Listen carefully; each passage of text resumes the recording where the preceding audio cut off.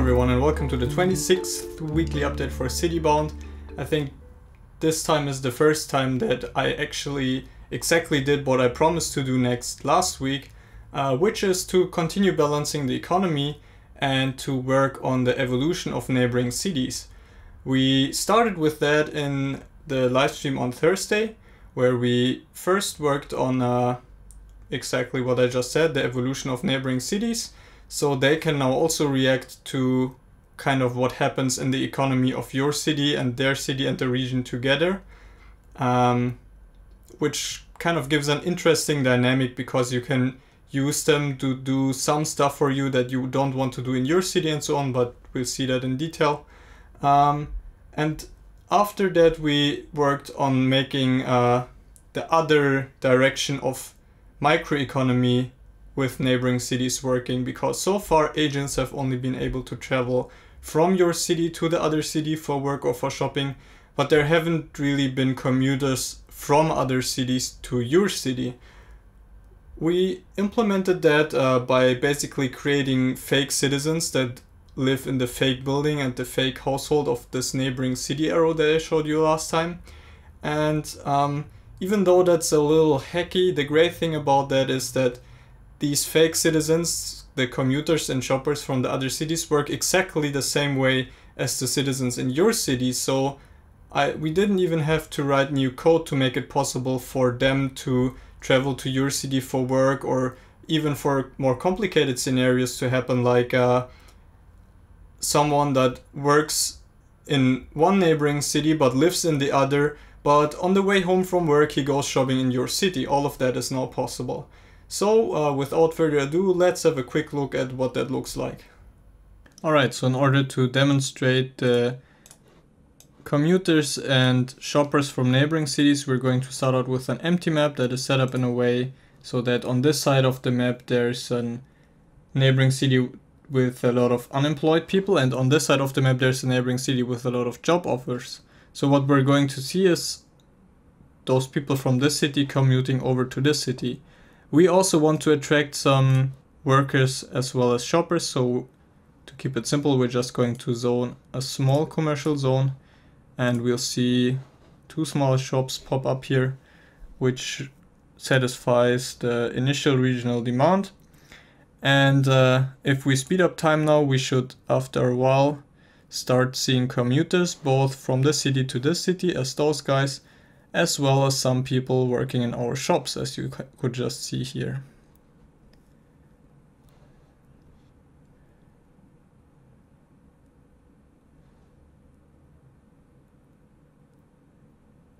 Now if we speed up time even more,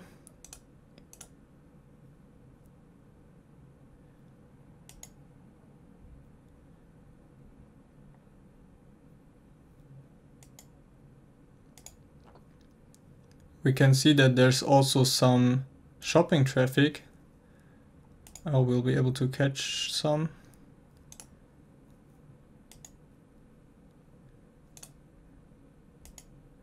I don't know if you just saw this car, for example. He went to the neighboring city for shopping, which they can of course also do. But this guy just returned from shopping. He has his free day, he didn't go to work, but he could do shopping during the day. So the scenario that I described works, as you can see. Let's speed up time again and watch people go home again.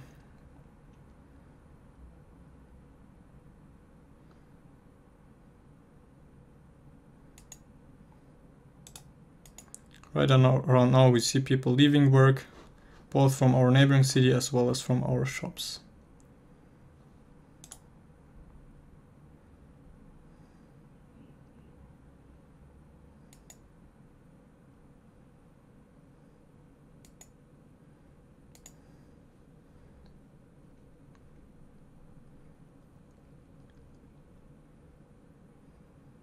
And also in the evening you can see some shopping traffic between the cities and our shops from people that just got home.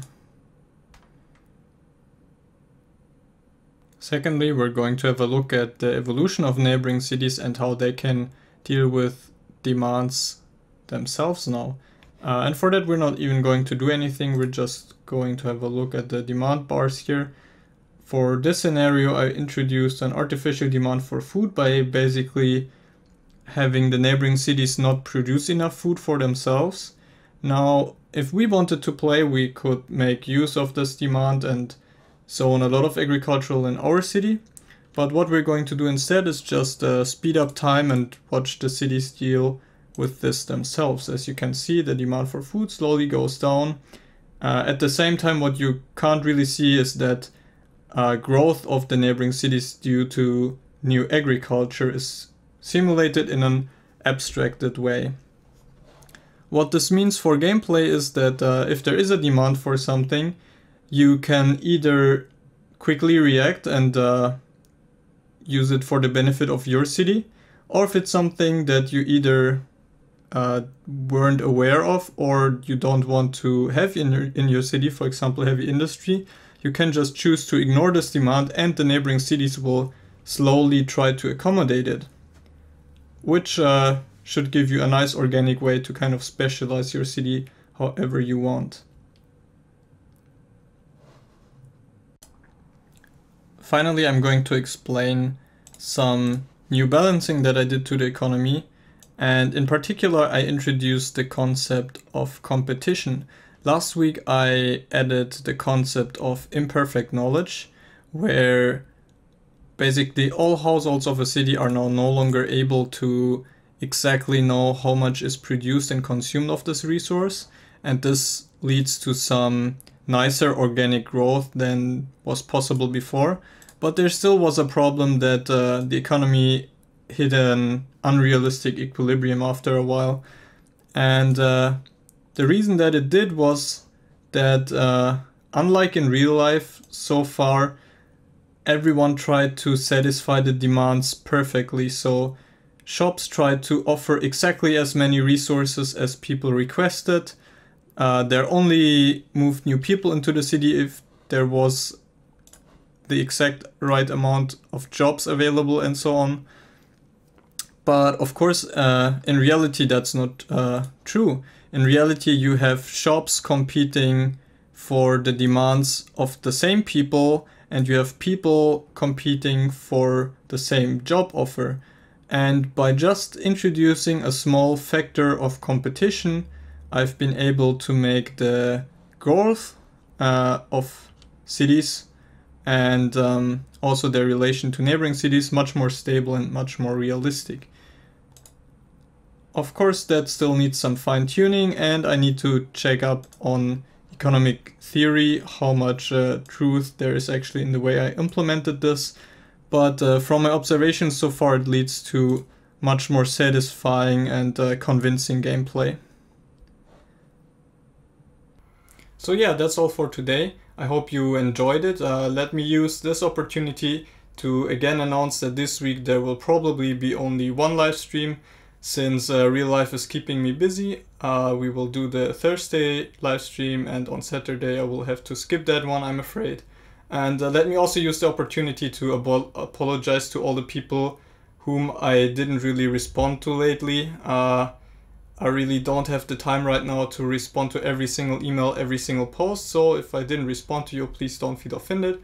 I still try to read everything and take it to heart and apply your suggestions and ideas where possible. So yeah, thank you all for watching, and see you all in the Thursday live stream or next Tuesday.